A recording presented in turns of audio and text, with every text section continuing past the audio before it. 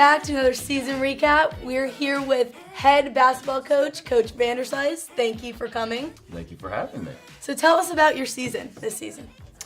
Well, I think we met some expectations that we set at the beginning of the year. I think all in all, super proud of how the guys responded to a lot of the adversity that took place throughout the duration of the season. We ended up going, I think, 27-6. Wow. We ended up making it to the conference tournament finals and made it to the second round of the NCAA tournament as an at-large bid. Unfortunately, the season didn't end the way we wanted to. We lost in overtime.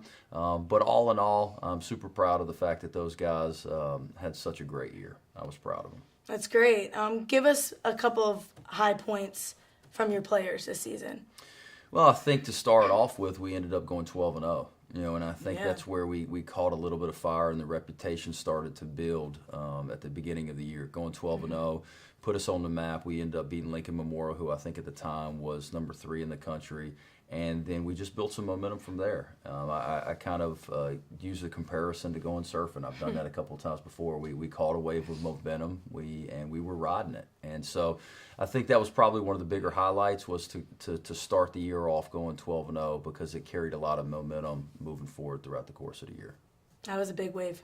Big wave, big wave. We fell off, we got back on. We fell off, we got back on. So. Yes. So how did your returning players do this season? Good. So we had a number of them. We had 3 starters from the previous year. Donnell Dean had played point for us as a junior. Faison and Rob Hill. We did have a couple of other guys that returned for us, but those were the 3 starters that came back from the previous season. And they did a good job, and they meshed well. The chemistry was fine with the newcomers. And I think all in all, that's what it comes down to. How well are you going to work? How hard are you going to work? And, how well are you going to mesh as a team? And I was really proud of the fact that those guys bought into the team concept of playing together rather than thinking individually. That's great. So how did the new players do? Well, Tyleek Evans ended up leading the Peach Belt and scored. He led the country in steals.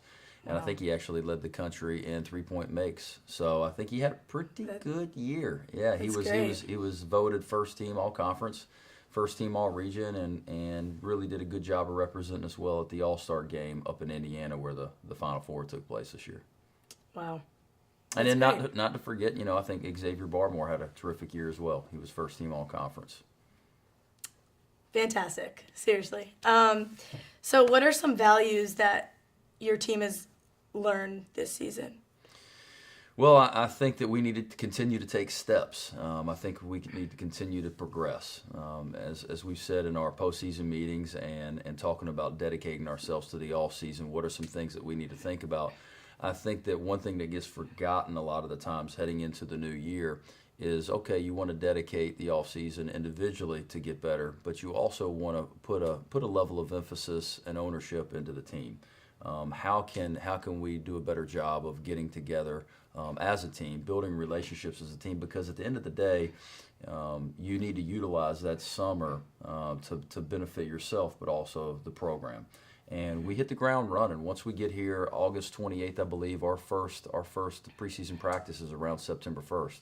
First game is November 1st. So we really only have 2 months before we get started. And so if you haven't taken advantage of the off season, then what's going to end up happening is you're playing from behind instead of playing from ahead, and that's what we want to do. We want to be ahead coming into the preseason compared to playing from behind. Because one of the things that we, as a Division II institution, we don't have the luxury of having is being able to have any interaction with them over the course of the summer.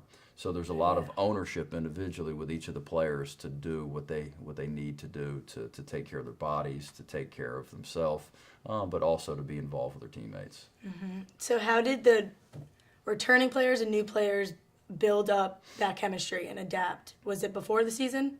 Was it during preseason? I think it's over the course of the year. For us, I think we only had 5 or 6 returners, so we had half of our team was newcomers.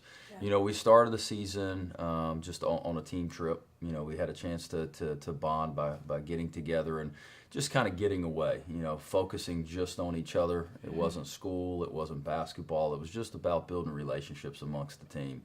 And I think that in and of itself set the tone. And so we wanted to carry that over into the preseason. There's a lot of other small things that we initiated that would try to speed up and stimulate that process. But at the end of the day, relationships have to be, they're unique amongst each other. The relationships have to be organic. They have to come naturally. And but I do think that was one of the reasons of our success this year. We had good kids that cared about each other, not necessarily about themselves. And unfortunately, there are times where that does happen. And I think 27-6 was a good result of that process. That's great. Where did you guys go on the trip?